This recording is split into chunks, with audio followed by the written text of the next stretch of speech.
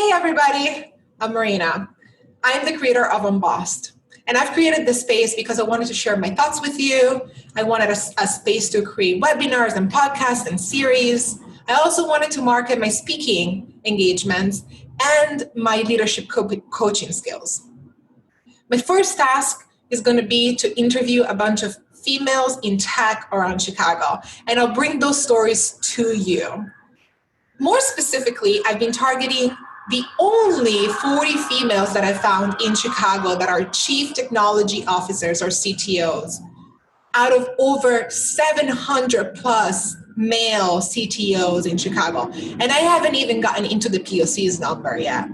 So please follow me, watch them, follow them, encourage other females to stay in tech and be in tech. I hope you enjoy. Thanks. Recording. I'm recording. Hello, everybody. I am Marina, and I'm here with Thulasi Kethini, who has more than 17 years of technology experience and currently serves as Chief Technology Officer at Shiftgig. Thulasi is one of the few, about 35 female CTOs in Chicago, over more than 700 CTOs, and I'm here to talk about anything related to technology. Her experience ranges from startup to large corporations and across several business domains, such as advertising, finance, and staffing. She holds a master's degree in computer science and is currently pursuing her MBA from Kellogg. Welcome to my podcast. Thank you, Marina. It's a pleasure. Well, we're gonna get into your history and actually have like all of your history mapped out here. So I'm excited to dive deep into this concept. But the first question that I love to ask is, tell me a story about who is Thulasi as a young woman starting to get into technology, or how was she encouraged to get into tech? Sure. So I grew up in India, and I came to the United States to pursue a master's in computer science. So funny story is I wanted to continue to, after my undergrad, I wanted to be in India and work, not pursue a master's. My father, who's highly educated, he believed in higher education more so than I did at that point of time. And he threatened me at that point of time to either go abroad for higher education, or that he would have me, he would have an arranged marriage fix for me. What? So that was motivation enough. I think he was just kidding, or it was my motivation enough to get a visa and leave the country to pursue my master's. How old were you at that time? I had just finished my undergrad, so 21. And remember, it's been 20 years since I came to this country. So back then it wasn't very uncommon for a young girl to get married within a couple of years of her undergrad graduation. It's not that uncommon. So what a motivator to get you like all lit up. I think he knew that he wasn't going to get me married so soon for sure, but I think it just kind of scared me off enough. I ran away. Nice. It's like either go abroad and pursue a master's, or this is the other option. I'm like, thank you, I'm going. I love how your dad knew you so well. He was like, here you go. Yeah, and exactly, right. So I was here, did my master's here at Central Michigan University. Great experience. And I moved, and when I graduated, the dot-com bubble hit. And so I didn't necessarily find a job immediately in software engineering, but I took any job that I could find at that point of time, which was a little bit more into account management and software integration and support. For about 2 years, I worked in client-facing roles, which interestingly, I'll connect the dots later if we get an opportunity. Interestingly, played a huge role for me in just being a better software developer. Then I was lucky enough at the company I was in at that point of time. It was a small company called Performix in advertising industry.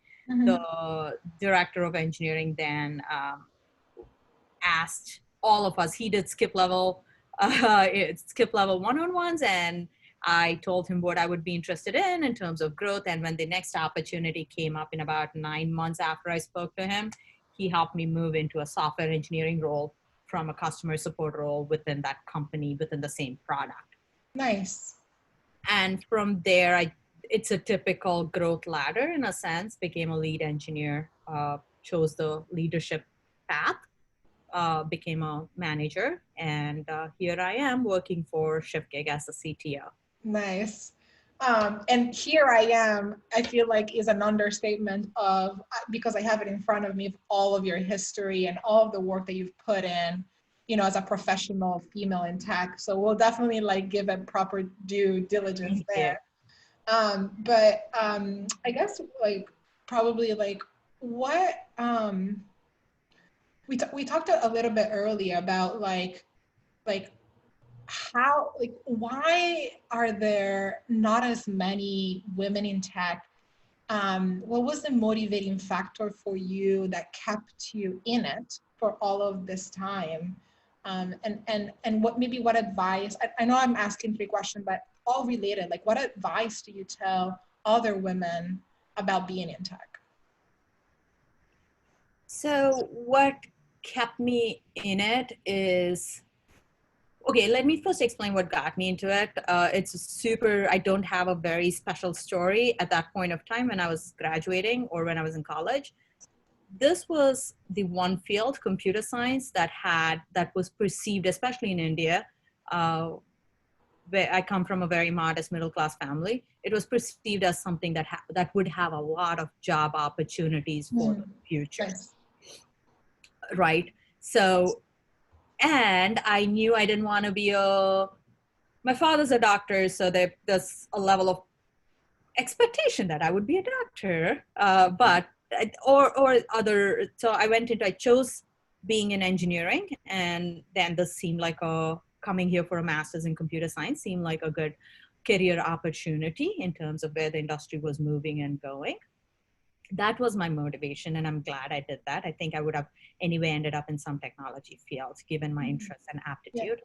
Yeah. But what kept me in it is I did a lot of, first of all, in technology, you just see the power of technology around you, right? It just moves, it has a power to move societies and underlying, in a good way or in a bad way. Oh my God, yes. Right.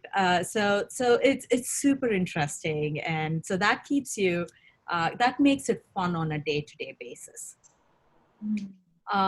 In the technology industry itself, when I started off at Performix, the people were super fun. I did not necessarily plan what is going to be my next 20 years, where am I going to be, as much as next 18 months to 24 months. Especially, I think I read this in the book Lean In at some point that talks about, think about where you want to be in the next 18 to 24 months and what are the skills you want to grow. And so that's something that stuck with me, or the only thing, one of the two things that stuck with me from that book. And as I started, initially, definitely there was fun product and fun people I was working with that keeps you motivated on a day-to-day basis. Especially as a junior engineer, if you don't have a good team, a good supporting team, a fun product, it doesn't get you exciting. It doesn't keep you motivated. That becomes important in early stages of your career. And then once you become a leader, knowing that you can actually help mentor people, help shape their career, that kept me motivated, especially when I decided to become a manager. I had very little leadership experience. Besides, I was a tech lead, and then I decided to be a manager, and I thought I could do it. There was a level of hubris there, but I was very humbled by that experience. I did not know what I was doing, because managing people and managing organizations is super complex. You think distributed systems is complex? Like try managing software engineers, right? Well, managing people is like managing biological distributed systems that make their own decisions, right? Exactly. So that kept me motivated. And along the way, I always, whenever I moved jobs or looked for new opportunities, there are three things I used to look for. A really good manager, especially as you become a leader, it's so important for you to be philosophically aligned with leadership. What does that mean? Tell me, like, a really good manager, like how you evaluate doing like a 1 hour interview, right? Potentially. Uh, right. So it is hard, but at least at the very minimum, do they say the right things in an interview to begin with? What are And those things? Yeah, what are those things? Sure. Um, for example, right, there were times earlier in my career when I had to argue with my manager about um, having people stay in the office until 6 p.m. Simple things, day-to-day things. Mm-hmm. And it's just not my style. Or mandating no working from home. Or it's just not my style. Or not something I'm able to do. So those are, they may seem they are more common than you would imagine. Absolutely. And they may seem like small things, but they are not. Right. Because that sets a tone for the team. That sets what's important. Saying being here is the most important thing means you're saying other things are less important. So those things become important. How do they do hiring process? I lose sleep over performance reviews. I take it very seriously. I feel like I don't get it absolutely right every time. I lose sleep over it every time, every year, right? And you never get, so are the same things important for this person? Is the team important? Is the team growth important? Because without a team being in a healthy state, the product is not in a healthy state, the company is not in a healthy state. What does the culture mean? So those are the things you kind of, even at least if they're able to say the right things, there's something you can pivot on and have further conversations. Yeah, absolutely. So those are the things I look for. And my current manager, the CEO of Shiftgig, was actually one of the people who hired me at Morningstar. Oh, nice. So I kind of knew him, understood had a sense of the kind of person he is. And that's one of the big motivators to be here. Sorry, and I interrupted you. You were saying there were three things that you look in your career every time you move. And the first one you said was the right manager, right? What were the other two? Fun product. Yeah. A good challenge, a good product, right? Something like that. Yeah, a good product. And a good team, so I have some autonomy to build a team I want, right? But it's not just the team that works, that reports into me. It's the peer group that becomes important, especially as you go add on more responsibility, go up, quote unquote, the ladder. The culture among your peer group becomes very important. Because that's the group you need to influence. That's the group they influence you, and that's the group you need to align with to make strategic changes or big changes for the company or for the product or the team. So that needs to be a healthy group. That needs to be a non-toxic or not a cutthroat kind of a group, and open, healthy group. So those are the three things: the team, the manager, and the product. Of all these things, if I have a good manager and a good team, if it's a product that's not the super most exciting, I will take that. Right? You can do great things with good with right people, team and good, right? And but there's nothing much you can do without a good team. Yeah, totally. Have the greatest idea. Is this a good point to go back to how did the client-facing role at the beginning of a career helped you now, especially as it relates to your leaderships? Sure. So when I was at Performix, the technology stack, I don't know if you even heard of this, Pearl. I've heard of it. So, yeah, the programming language was Perl. And at school, I had done C and C++. So I was super nervous about, I don't know how to program in Perl, but I'll work hard. So they're like, the engineers, not even the hiring managers, the engineers were like, no, you know the business.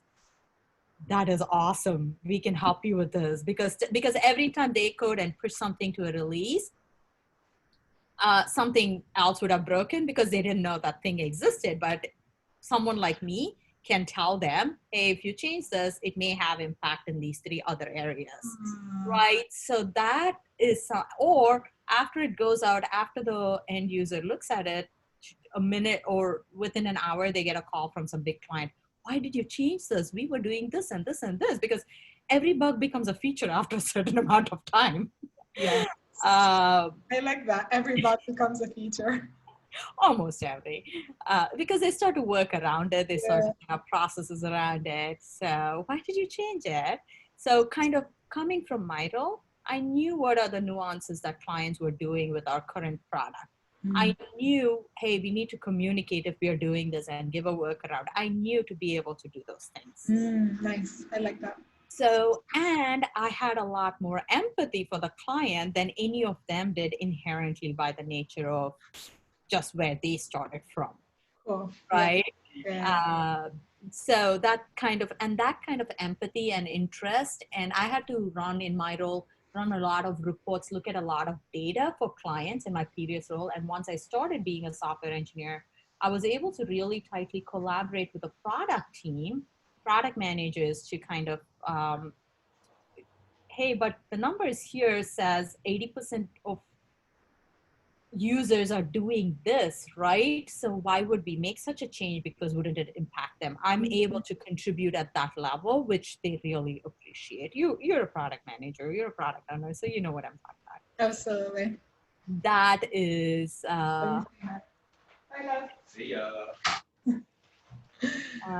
that's what they're looking for. And I think that's what helped me through and through, to kind of differentiate myself, if you will, or to bring the extra value to the team and support them.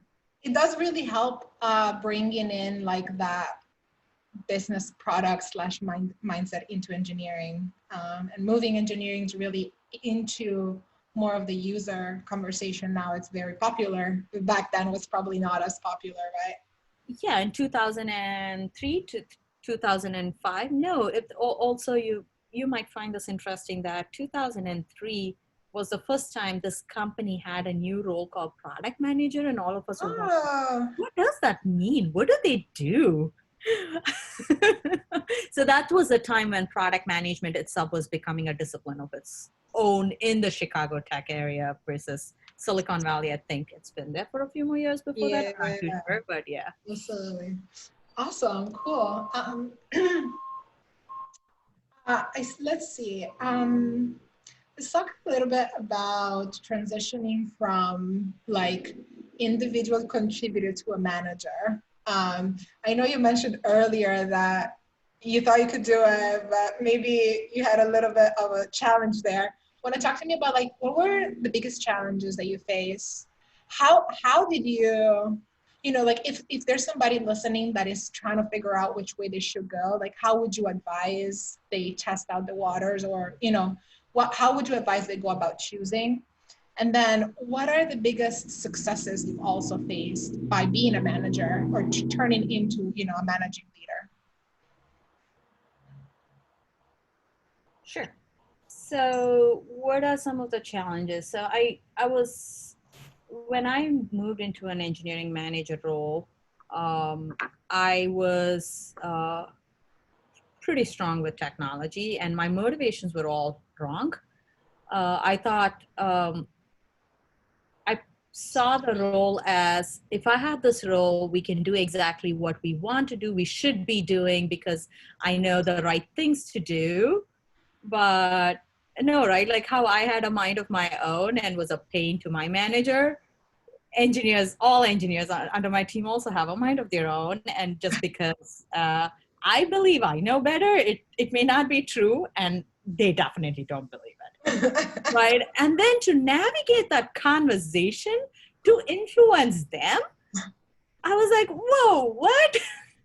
And then I think I started realizing, wait, I was exactly the same way with my manager, and he was patient and he listened to me. But why does this feel so painful right now? And I think, and then how do you resolve conflicts, the egoistic conflicts between engineers, even the debates on code reviews over Python single quote versus double quote, and how do you resolve these things among them? I did not come with a tools kit at all. And when I became a manager, it was in a different company. It's not like I could turn around to a different man or somebody I trusted and felt like there was a safe space between us.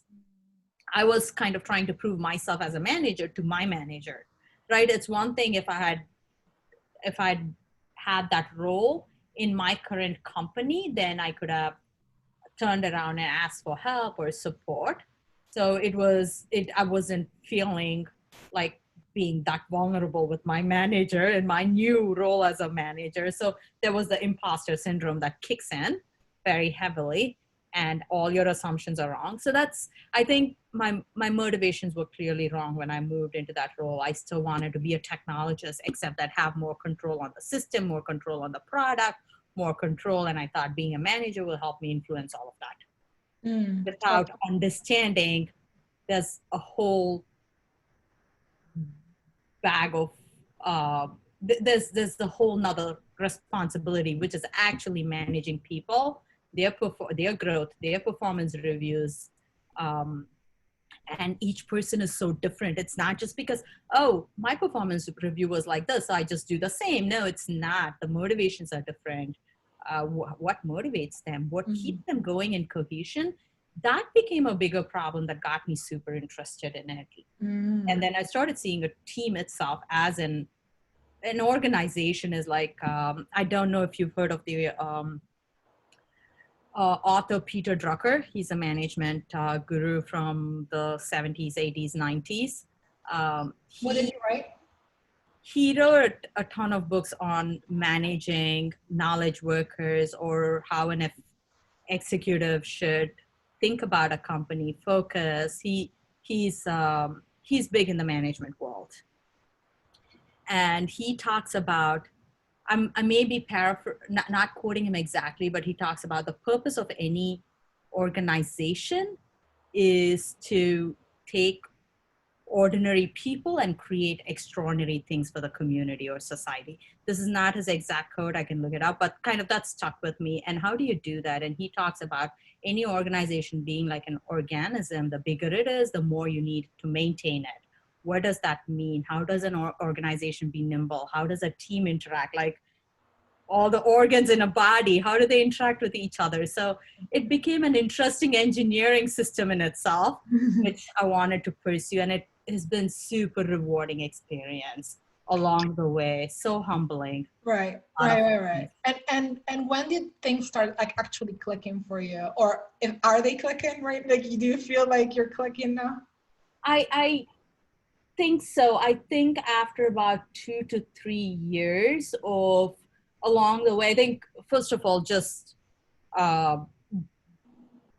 knowing I have a lot to learn just changes how I started looking at things and treating the team as the most important thing, the people. At least that's my style, not necessarily that's the only way to do it.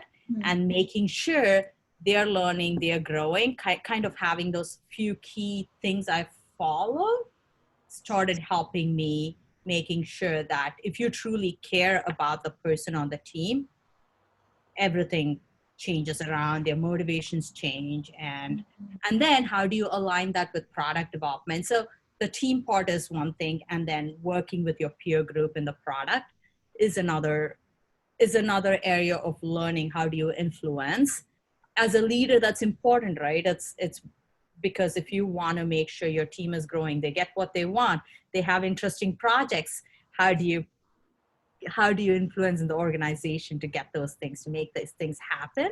And in turn, they do great work, innovative work, which is at the end of the day fun for everyone and profitable for the company. So Yeah. just like connecting all of that together, Yeah.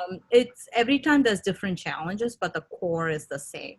If people understand why they're doing what they're doing, and if they feel like they can trust and each other and they can trust their manager, everyone will move together, everyone will help each other. And Right. Awesome. that takes a while to learn, and what the Yeah. techniques are, conversations. Yeah. Yeah. No, I like that. I like how committed you sound about your team and uh, not only the team you manage, but also your peer group as well. So that's awesome. I like that a lot. Switching gears a little bit, actually complete switch of gears just to freshen it up. How do you keep up with technology? Like you seem so, busy doing all of this leadership stuff. Like how do you do it? How do you find time to do it? What resources do you have to do so? Uh, in the past, the last couple of years have been busy with a little bit with my school, but before that, I used to try to go to at least once a month to some meetup in the local Chicago community. It's a great area because one, it's like little mini case studies of a new technology someone's actually used. So you can actually, it's just not like reading a book. It's actually someone's touched it, done it, and proven and learned lessons from it. So those are super helpful. That's how I used to stay on or try to stay on top of things. Podcasts like Software Engineering Daily is a really good podcast Nice. to Yeah. follow. And now I subscribe to ThoughtWorks Tech Radar. They provide a comprehensive view of tools and techniques and overall landscape. And then once you look at that, if there's certain topics that interest me or are relevant for my team at that point, I dig in further and try to do more reading, but that's where you get the 30,000 foot view. And then the one thing I've always liked a lot is like the O'Reilly's newsletters that I used to subscribe to. I started subscribing to them 10 years ago. And those newsletters, as out of the 10 articles in a single newsletter, there's at least one that captures my attention and I read it, just like very insightful. And over a period of time, just 20 minutes, 30 minutes every other day adds up. It accumulates, right? It keeps you on top of things, even if it's been a few years since you've touched code. Yeah, absolutely. We could go so many ways from here, and definitely like your experience is vast. So just a little bit just to mention it, right? You were a software engineer at DoubleClick, and you talked about it for about 4 years. You did a stunt at Google, I believe, for a little bit. Then went into tech program manager, became a senior manager at Datalogist, which that is in Chicago as well, right? Yes. Yeah. And Narrative Science, huge Chicago company. I believe they're still doing very well. Finally, you move into a director role at Morningstar when you mentioned you meet your current boss, the CEO of Shiftgig, and then quickly move right into the CTO gig. I think what I would like to know is, as a woman of color, as an immigrant, I am too an immigrant into America. What are some of the challenges you faced being in technology? As an immigrant, I think whether you're in technology or any other field, the first few years was, this is an interesting thing because this came up very recently in our conversations about working from home with COVID, everything, so I'll connect the dots there. The first few years was just knowing the norms of the culture, workplace culture in America. Very different how you treat your boss or how you treat your peers. And in Asian countries, the power index between a manager and everybody else under is super high. Right? In US, it's very, in Western cultures, it's very different. And that's one aspect. And then the first year I didn't understand why people did happy hours. It just made no sense to me. Aren't all hours happy? Wait. Oh, when the first time I remember seeing an invite, or hey, we're going for a happy hour for drinks. What does that mean? Why for drinks after work? Why do people just not go home? Like, and I didn't have a TV when I did my master's. TV is a good source for some of these things.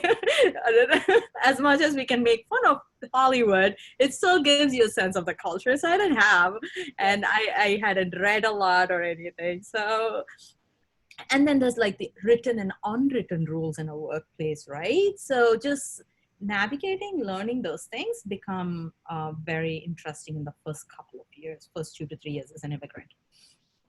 As a woman or a person of color, I was fortunate, I think, in the earlier years of my, especially when there's a new fresh grad out of school, everyone on the team is very helpful, very sweet, right? Like early years were pretty smooth. I think it's like mid-management is when you start seeing or feeling palpable, the underlying unconscious biases tend to be more palpable.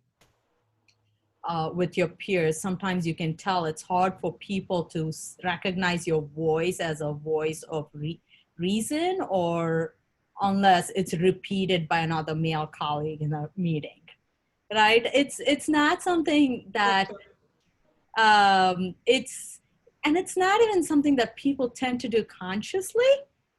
It's a thing still. In balance, I've been very fortunate to have a lot of advocates for me, but that starts messing with you.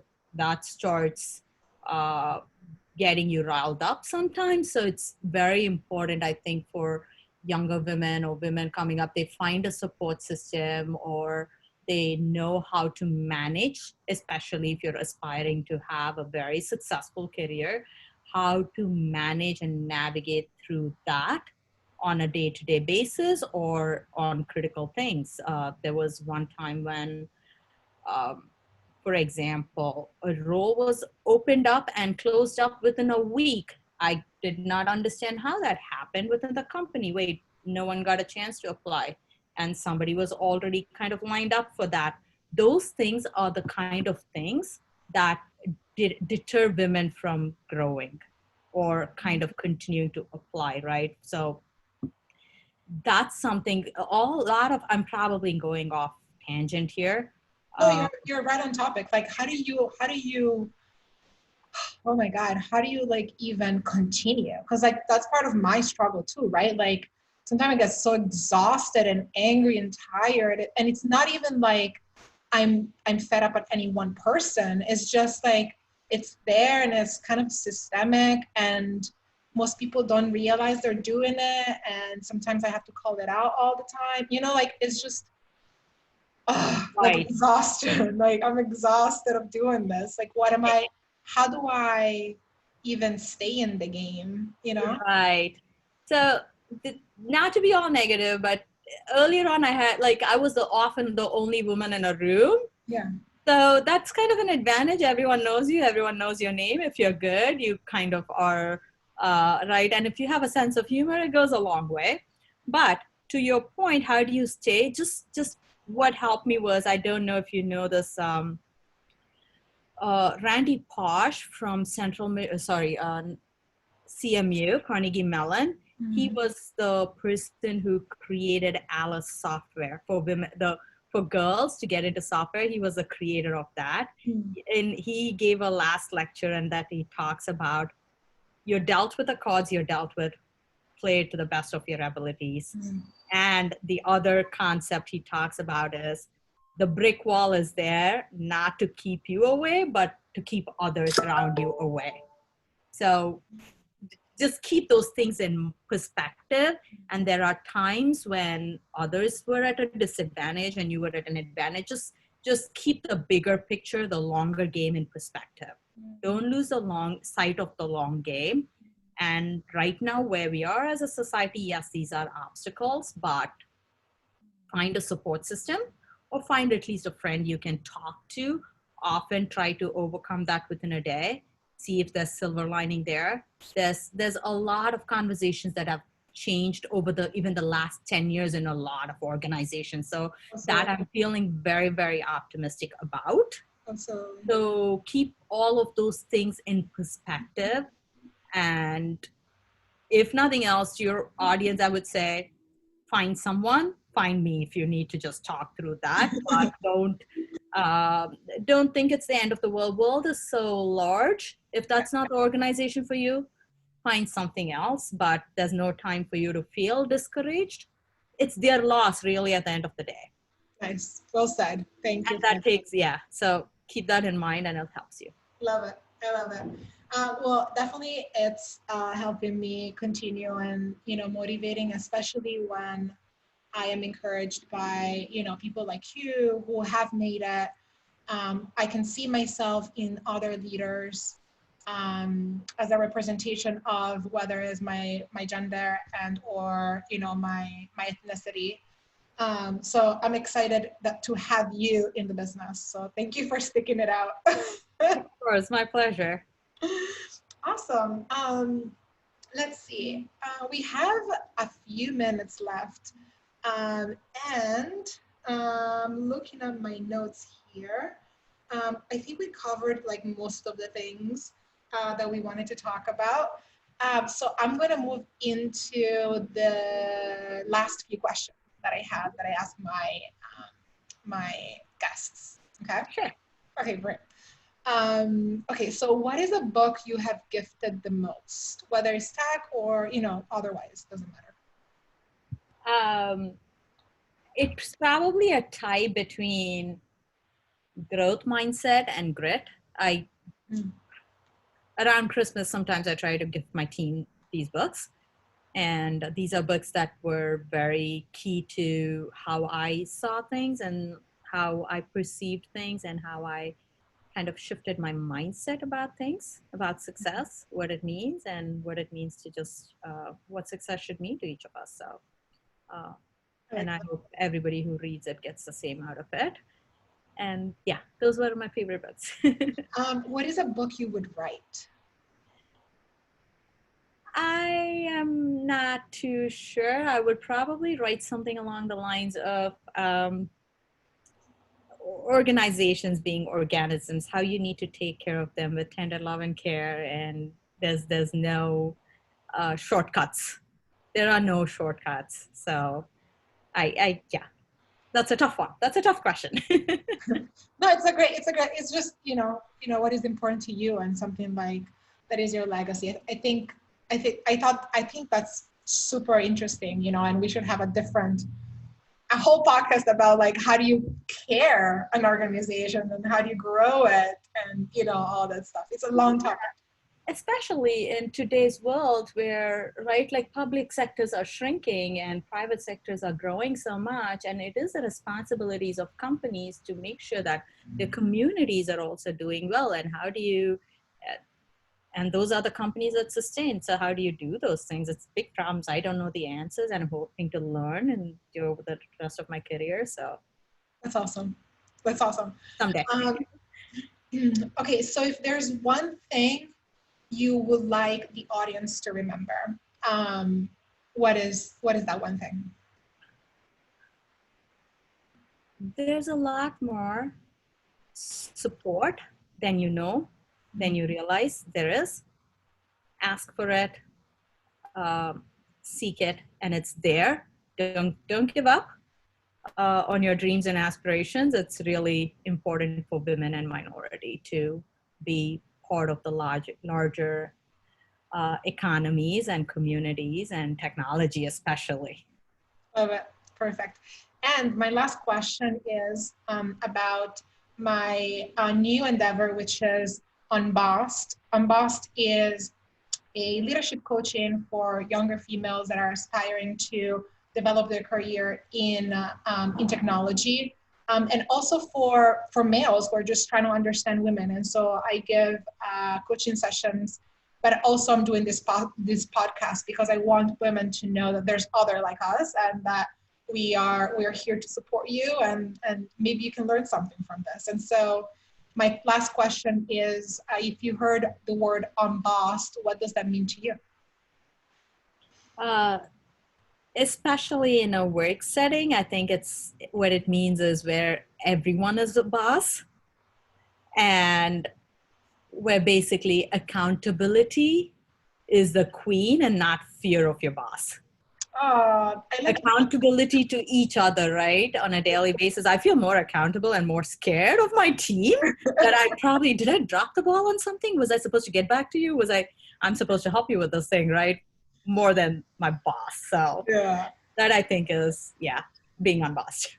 absolutely. Thank you so much for joining my podcast. It's been a pleasure. Thank you. I hope to see you in Chicago soon after COVID goes away.